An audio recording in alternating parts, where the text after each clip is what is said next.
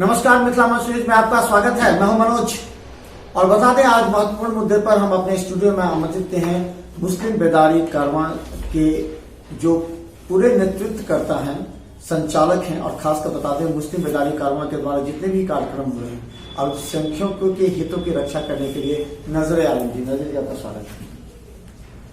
आज जो मुद्दे पर हम बात करने आए हैं वो काफी गंभीरता से आप लोग समझने की आवश्यकता है। सवाल यह है कि मुस्लिम तुष्टीकरण को लेकर के बार बार राजनीति आती है। मोदी सरकार पर यह हमेशा आरोप लगे हैं कि वो मुस्लिमों के हितों के लिए कार्य नहीं कर रही है और लगातार कई ऐसे मुद्दे रहे हैं जिससे और अविश्वास बढ़ता चला गया है। ऐसे में एनआरसी और सीएए जो अब बिल पास हो गया है उसके खिलाफ जो अल्पसंख्यक समुदाय है भारत के, उनका आक्रोश जो है सो बढ़ गया है। लगातार आप देख रहे हैं मशाल जुलूस निकल रहा है। तो कई सवाल हमारे मन में भी है और आपके मन में भी होगा, इसे लेकर के हम करेंगे। नजर सबसे पहले आपने इसको पढ़ा होगा सीएए, क्या लगता है कि ये जो है सो किस तरह की का तुष्टीकरण नीति केंद्र सरकार की है या फिर किसी महीने में फायदा भी है अल्पसंख्यकों के लिए? देखिए, ये जो सीएए है, गवर्नमेंट ने जो सिटीजनशिप अमेंडमेंट एक्ट लागू किया है, ये गवर्नमेंट की जो भी पॉलिसी हो या गवर्नमेंट ने जिस फायदे के लिए भी इसको बनाया हो, लेकिन इसको कहीं ना कहीं ये जो संविधान है उसके विपरीत काम किया गया, यानी उसके खिलाफ जो है ये बिल है। और इसमें एक सबसे जो इस बिल में महत्वपूर्ण बात है जिसे माइनॉरिटी अपने आप को ये समझ रहा है कि सरकार ने हमारे खिलाफ ये बिल बनाया है, उसमें यह है कि आपने इसमें धर्म को भी जोड़ दिया। अब सपोज कीजिए कि अगर हम 4 लोग कहीं से आए पटना से और दरभंगा हमको आना और उसमें से 3 लोग को दरभंगा के लोग कहेंगे कि आप दरभंगा आ सकते हैं और एक को भेज देंगे, तो ये हमारे देश में सीधे से संविधान का उल्लंघन है। क्योंकि ये लोकतांत्रिक देश है और सरकार की जो ये पॉलिसी है कहीं ना कहीं धर्म के आधार पर इस बिल को लागू करना, इसको लेकर के अल्पसंख्यक समुदाय काफी चिंतित है और यही कारण है कि लोग आज सड़कों पे नजर आ रहे हैं। अच्छा नजीर जी, एक चीज और है, हालांकि ये फंडामेंटल राइट्स है सबका, और जब 1976 में भारत का जो अमेंडमेंट हुआ था 42 अमेंडमेंट, उसमें लिखा था धर्मनिरपेक्ष, और इस धर्मनिरपेक्ष को बताया गया था। इससे पहले पंथ निरपेक्ष था, जिसे बाद में कहा गया धर्मनिरपेक्ष, और इस धर्मनिरपेक्ष के आधार पर ही इस देश में सभी को बराबर रखना है। लेकिन जो मोदी सरकार कर रही है, जो अमित शाह जो कह रहे हैं, वो कह रहे हैं कि ये नागरिकता देने का बिल है, लेने का नहीं। इससे किसी को घबराने का आवश्यक नहीं है। जब वो बार बार ये कह रहे हैं कि भारत के मुसलमानों का इस पर कोई प्रभाव नहीं होगा, जो 2014 के 31 दिसंबर 2014 के बाद ये प्रभाव हो सकता है जो लोग आए, तो ये उनका कहना है। तो इसको लोग किस रूप में ले रहे हैं? देखिए, सवाल यहीं पे कंट्रोवर्सी है। वो कह रहे नागरिकता देने का है, किसी का छीनने का नहीं। अब सपोज कीजिए कि सऊदी अरब में 4 हमारे गैर मुस्लिम भाई हैं, ठीक है, वो भारत आएंगे, उसको आप नागरिकता दे देंगे, और नेपाल से अगर कोई मुस्लिम आएगा यहाँ तो आप उसको नागरिकता नहीं देंगे, तो ये जो है धर्मनिरपेक्ष देश कहाँ रहा? और ये बिल सीधी एक समुदाय विशेष पे टारगेट है। हालांकि ये अगर अभी इस मुद्दे को हम डायरेक्ट मुस्लिम समुदाय से जोड़ दें तो ये मुनासिब नहीं होगा, क्योंकि ये संविधान का उल्लंघन करके ये बिल बनाया गया है, तो ये देश का मुद्दा बन गया है। और इसमें आप देख रहे होंगे कि जो देश भर में अभी आंदोलन हो रहा है, उसमें हम ये कह सकते हैं दावे के साथ कि मुसलमानों से बढ़ चढ़ के देश के दूसरे नागरिक सड़कों पे हैं, चिंतित है वो कि जो हमारा धर्मनिरपेक्ष देश था अब उस पे धर्म का ठप्पा लगाया जा रहा है केंद्र सरकार के द्वारा। जबकि जिस मेजोरिटी से गवर्नमेंट आई थी, लोगों को एक आशा जगी थी कि विकास होगा, देश हमारा अंतर्राष्ट्रीय स्तर पे आगे जाएगा, लेकिन ये उसके उल्टा दिशा में चल रही है गवर्नमेंट। और खास करके जो ये गृह मंत्री जी हैं अमित शाह, ये तो खुलेआम सदन में धर्म को आधार बना करके टारगेट करते हैं माइनॉरिटी को। तो ये दुर्भाग्य है देश का, और हम समझते हैं कि आने वाले दिनों में अच्छा संकेत नहीं है केंद्र सरकार। अच्छा नजीर जी, एक बात और समझने की है जिस पर हम बात करेंगे। ये जो सरकार ने तर्क दिया है उस पर हम बता दें, एक सवाल तो बहुत बड़ा सरकार पर उठ रहा है कि भारत का जब विभाजन हुआ पाकिस्तान और बांग्लादेश, ये मानते हैं कि वो दोनों देश में जो शोषित है अल्पसंख्यक, उस दोनों को आप उसको ला रहे हैं। अफगानिस्तान तो भारत से अलग नहीं हुआ था। अफगानिस्तान के लोगों को क्यों ला रहे हैं भारत में? क्यों आप उन्हें सीए के तहत नागरिकता देने की बात कर रहे हैं? अगर इसको देने की बात करें तो श्रीलंका के भी तमिलों को दीजिए, फिर आप म्यांमार में जो रोहिंग्या रह रहे हैं उनको दीजिए, देश विभिन्न देशों में जो रह रहे हैं उनको भी दीजिए। ऐसा पॉसिबल नहीं है। लेकिन आपने दो को टारगेट बनाया, पाकिस्तान और इसका बांग्लादेश को, तो अफगानिस्तान को देने का कोई तर्क नहीं था। लेकिन एक सवाल जो कहा जा रहा है जिसको नजरिए समझने की आवश्यकता है, और इसे हमने कई लोगों से भी पूछा है कि 1951 की जो जनसंख्या थी उसमें बताया जा रहा है कि 12.99% वहां हिंदू थे, जो 2010 के जनसंख्या में 1.6 रह गए। बांग्लादेश में 22% वहां के जो अल्पसंख्यक कहे जाएंगे वो थे, और अभी मात्र वो 3%, 8% रह गए। तो उनका कहना है या तो इन लोगों का धर्म परिवर्तन वहां करा दिया गया जबरन, या उन लोगों को भगा दिया गया। तो आप लोग हिंदू मुस्लिम भाई भाई कहते हैं, तो क्या ये सोचना भी तो आपका कर्तव्य बनता है कि ऐसे लोग गए कहां, और अगर भारत में आगे हैं तो उन लोगों को भी सम्मान मिलना चाहिए। तो इस पर क्यों नहीं आप लोग का नहीं? देखिए, बिल्कुल। अब देखिए, अभी जो सेंटीमेंट आपने कहा बांग्लादेश और पाकिस्तान, तो ये जो सरकार है, ऐसा नहीं है कि हमारे हिंदू भाई को अगर किसी कंट्री में तकलीफ होगी तो हम भारतीय मुस्लिम नागरिक को तकलीफ नहीं होगी, एकदम होगी।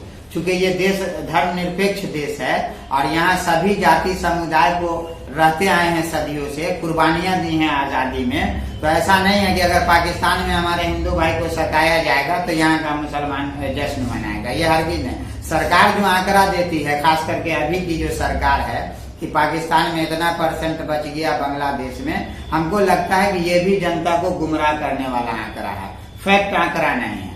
खास करके जो ये अमित शाह मोदी जी की गवर्नमेंट है, इसका आंकड़ा आप देखेंगे देश स्तर पे तो लगभग फर्जी आंकड़ा दे करके ये वोट बैंक की राजनीति कर। नहीं, ये जो आंकड़ा है ये आपका जो राज्यसभा और लोकसभा का FDF जो है PDF, वो आंकड़ा है, बजट उसमें नोट है ये आंकड़ा। तो ये आंकड़ा ये भी बता रहा है कि वहां के अल्पसंख्यक को। दूसरी बात, ये आप सरकार का ये तर्क है, ये तो हमारा तर्क था जो PDF है, लेकिन सरकार का एक और तर्क है कि 50 से भी ज्यादा मुस्लिम देश हैं और भारत में हिंदू खुद अल्पसंख्यक है पूरे देश में। अगर पूरे देश में कहें तो हिंदू केवल भारत में ही है या नेपाल में होंगे। तो 50 मुस्लिम देश हैं, तो उन लोगों को दूसरे देश में, खास पाकिस्तान से जो भागे हुए हैं, जो पाकिस्तान से हटाए जा रहे हैं, तो पाकिस्तान में ही उनकी नागरिकता को सुरक्षित रखने के लिए, उन्हें सुरक्षित रखने के लिए भारतीय मुसलमान क्यों नहीं आंदोलन करते, जिससे सरकार का भी सपोर्ट मिलेगा, ये उनका कहना है। तो सरकार कभी इस मामले पे पहल की है? आपको लगता है कि सरकार ने कभी UNO में आप देखिए, किसी भी देश के नागरिक को अगर कोई देश में आता है तो उसको नागरिकता देने का प्रावधान है, समझा? तो ऐसा नहीं है कि अगर पाकिस्तान गलत कर रहा है तो भारत का मुसलमान उसके सपोर्ट में है। हम तो चाहते हैं कि सरकार इस पर एक्शन ले। अगर कहीं हमारे मुस्लिम कंट्री में हमारे देश के बहुसंख्यक समाज के लोगों के साथ कुछ गलत हो रहा है या उनको सताया जा रहा है या उनको नागरिकता नहीं दी जा रही है, तो हम तो चाहते हैं, मुसलमान चाहता है कि केंद्र सरकार इस पर पहल करे। उसमें अगर यहाँ का मुस्लिम समुदाय पीछे हटता है तो आप फिर उस सवाल पर आप बात कर सकते हैं, लेकिन यहाँ का मुसलमान कतई अपने देश के जो बहुसंख्यक आबादी है उसके खिलाफ नहीं है। ये जो सरकार की मंशा है, केंद्र सरकार की, इसी का बेनिफिट वो उठा रहे हैं कि ये कभी पाकिस्तान, कभी बांग्लादेश, कभी कुछ, आप लड़ो उससे, किसने रोका? अगर हमारे देश के नागरिक के साथ कोई कुछ करता है तो आपके साथ पूरा देश।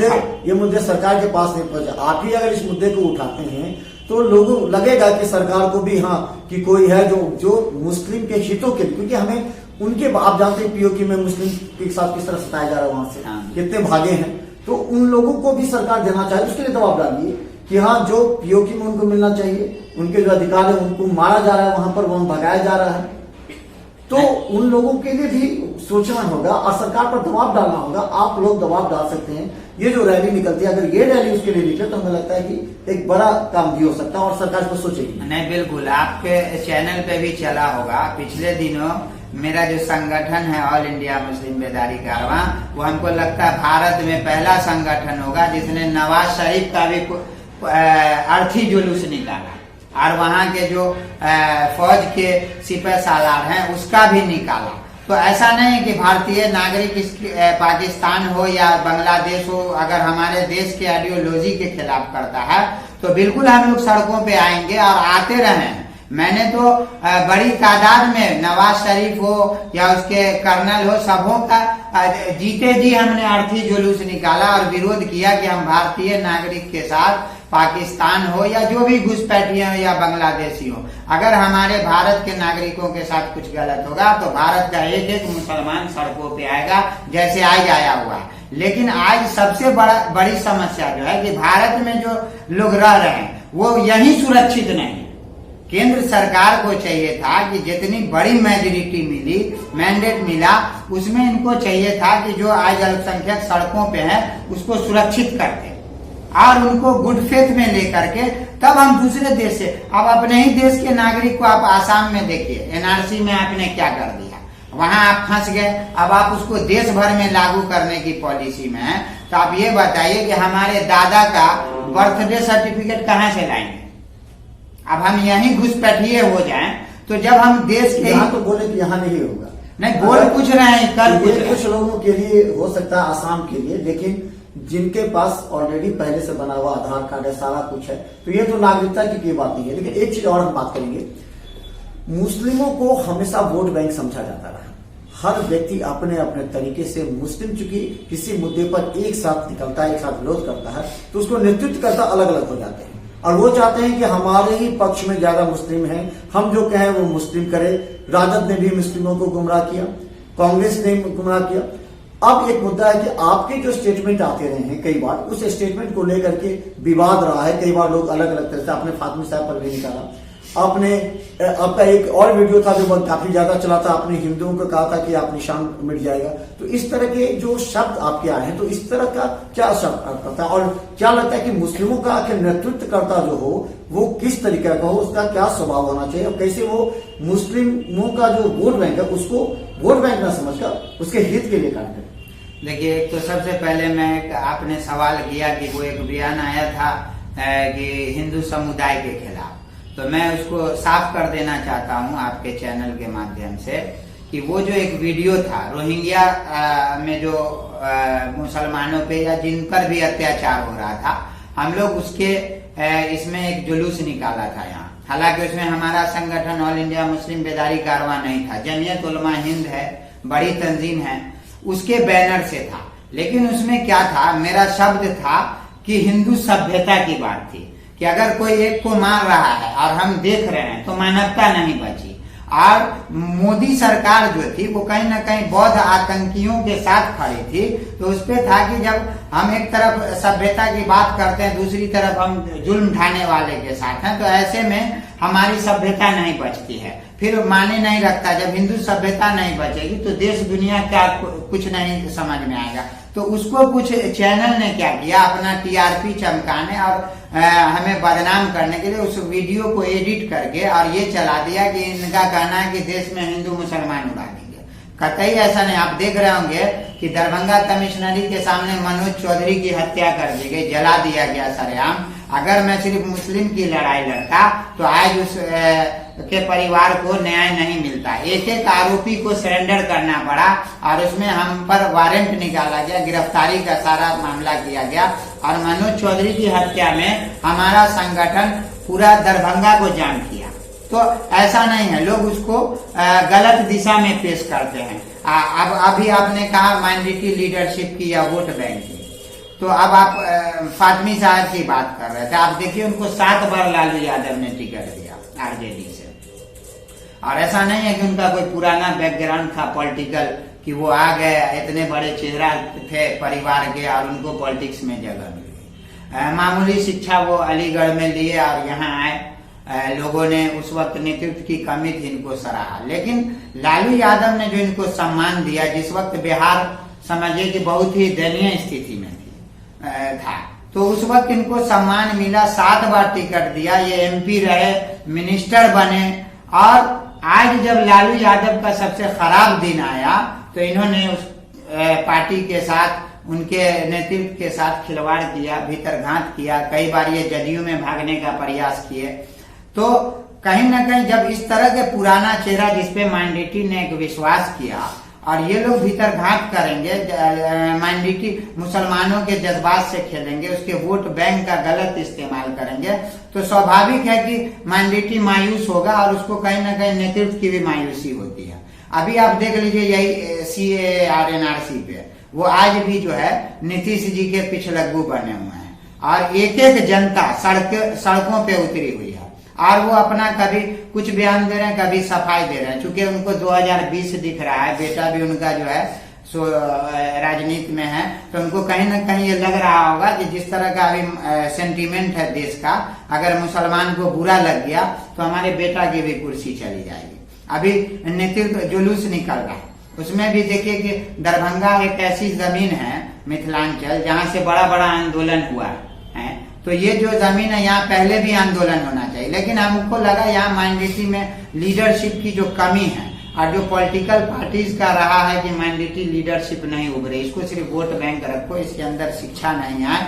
अगर इसके अंदर शिक्षा आएगा, लीडरशिप जगेगी, तो उसकी जो कमी रही है उसको लेकर के यहाँ भी प्रोटेस्ट नहीं हो पाया। जब हमने इसका नेतृत्व करना चाहा तो कुछ लोग ऐसे भी आए, होता है सीजनली, और हमारी जो तंजीम है या संगठन है वो आप देख रहे होंगे हमेशा सड़कों पे रहा है, काम किया है और जनता का समर्थन रहा। जनता में ऐसा नहीं है कि सिर्फ हम मुस्लिम के साथ ये करते हैं, गैंगरेप पीड़िता के लिए भी हम सड़कों पे आए, चाहे किसी गरीब का मामला हो या सैलाब में रिलीफ का मामला, मैंने फॉरबिसगंज अररिया तक रिलीफ बांटा, ठीक है।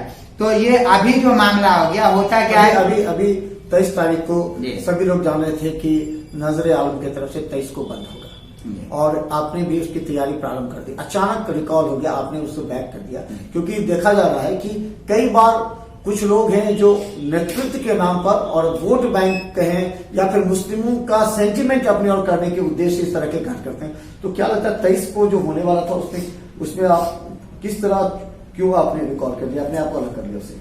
देखिए, इसमें था कि हमने ही पहल बुलाई थी, बैठक बुलाई थी, मैंने लोगों को जोड़ा था और चूंकि हमारे सीनियर्स का कहना था या जो जहाँ भी देश भर में आंदोलन हो रहा है वहाँ ऐसा नहीं है सिर्फ मुस्लिम लोग कर रहे हैं, हम देश के सभी भाइयों को जोड़ करके बड़ा प्रोटेस्ट निकालने के इसमें थे कि सरकार पे एक असर पड़े।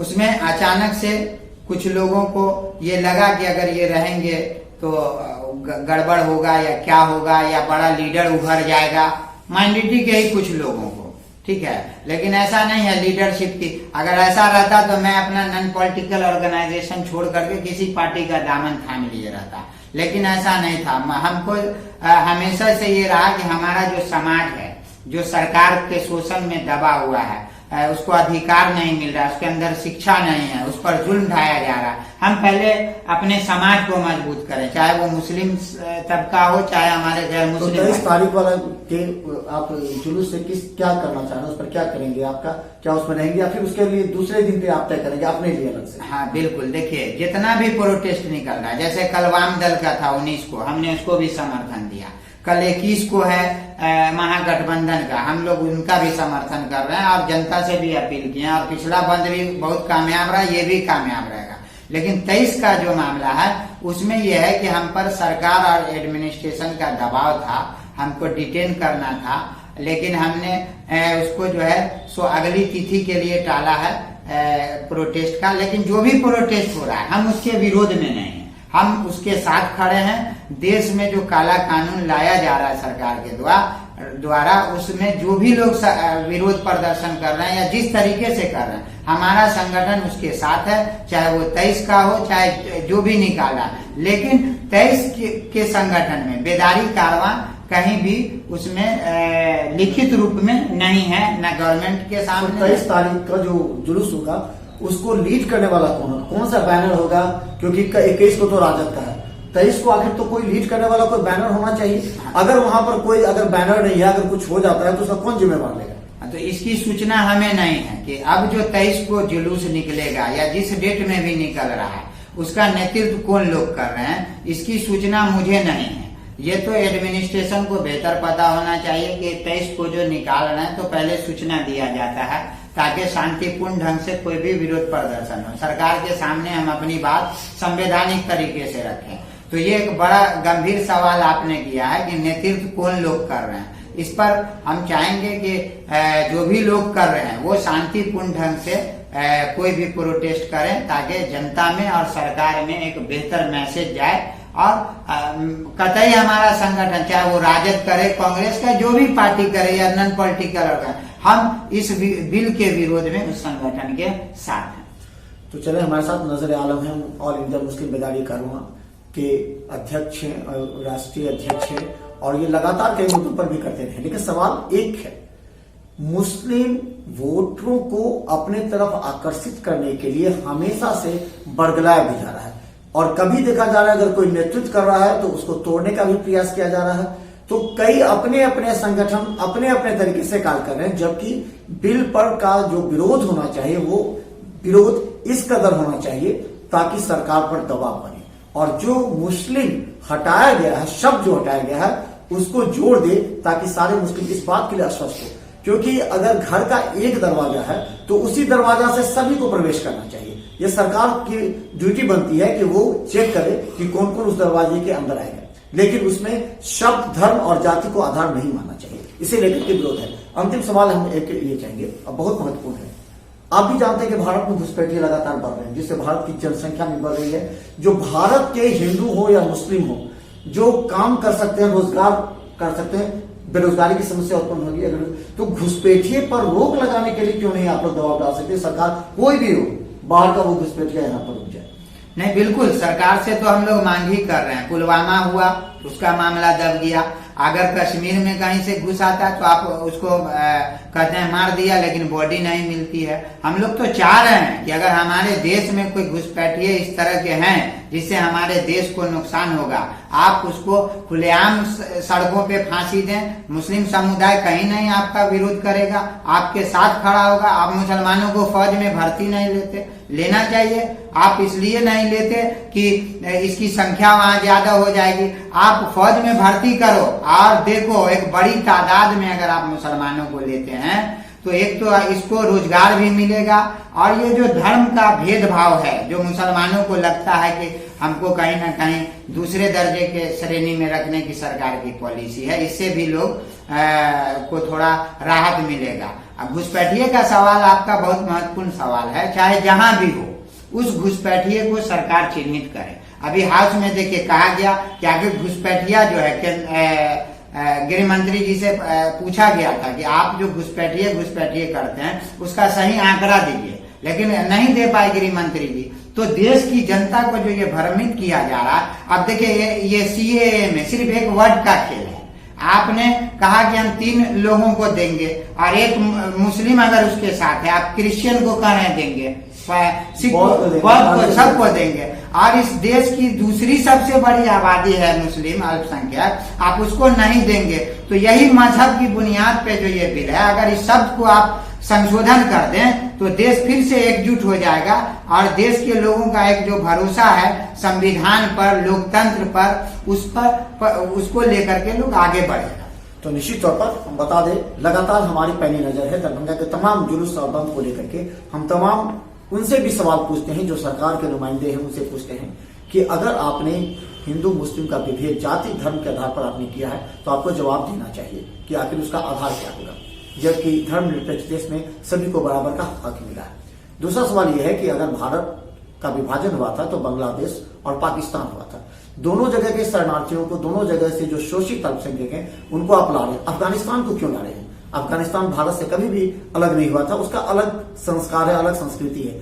वैसे लोगों को क्यों जोड़ रहे हैं? अगर अफगानिस्तान को जोड़ रहे हैं तो श्रीलंका, म्यांमार और ऐसे कई देश में हैं जहां शोषित अल्पसंख्यक है, उनको क्यों नहीं जगह दे रहे? कई ऐसे सवाल हैं। लोगों को लगता है कि बहुत जल्दबाजी में गृह मंत्री अमित शाह ने इस बिल को लाया है। इस पर कार्य करने की आवश्यकता थी। लोगों को सबसे पहले पूरे भारत में, पूरे देश में लोगों को पहले इस पर विवाद करके, बात करके इसको पहले कॉन्फिडेंस में लेने की आवश्यकता थी। उसके बाद अगर बिल लाते संसद में तो हमें लगता है कि इसका एक सही रूप सामने आता। तो मिथिला मस्जिद के कार्यक्रम से दीजिए इजाजत, लेकिन एक बात बता दें, दरभंगा के सभी चौक चौराहों पर सीसीटीवी कैमरे लगे हैं। आप किसी भी तरह से जो 21 तारीख को और 23 तारीख को जो बंद का आह्वान किया गया है, किसी भी तरह से आप अगर उपद्रव करते हैं तो सीसीटीवी कैमरे में कैद हो सकते हैं, और पुलिस ने किया भी है और 4 लोगों को लाइट हाउस के पास से उठाया भी है। क्योंकि ऐसे उपद्रवी तत्व का विरोध में कोई जगह नहीं है। आप विरोध कर सकते हैं, प्रजातांत्रिक अधिकार है, लेकिन सरकार की संपत्ति या किसी व्यक्ति की निजी संपत्ति को नुकसान पहुंचाने का आपका कोई अधिकार नहीं है, और पुलिस लगातार इसके लिए कार्य भी कर रही है।